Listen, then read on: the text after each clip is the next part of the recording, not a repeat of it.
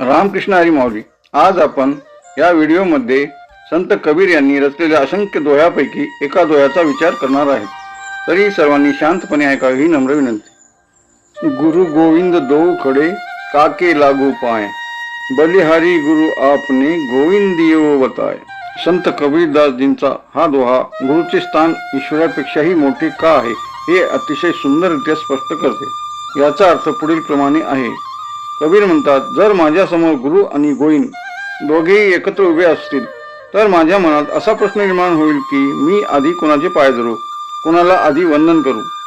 तर अशा वेळी मी माझ्या गुरूंच्या चरणी स्वतःला अर्पण करेन. बलिहारी जाईन म्हणजे स्वतःला अर्पण करेन. कारण गुरूंनीच मला ज्ञान दिले आहे आणि त्यांच्यामुळेच मला ईश्वराची ओळख झाली किंवा ईश्वरापर्यंत पोहोचण्याचा मार्ग मला गुरूंनीच दाखवलेला आहे. म्हणून मी त्या गुरूंचीच अगोदर पाय धरेन असे कबीरदास म्हणतात. गुरु गोविंद दो खडे काके लागो पाव, बलिहारी गुरु आपने गोविंद दियो बताय, गोविंद दियो बताय. या दोह्यामध्ये गुरूंचे श्रेष्ठत्व दाखवलेले आहे. देव जरी सर्व शक्तिमान असला तरी त्याच्या अस्तित्वाची जाणीव करून देणारे हे गुरुच आहेत.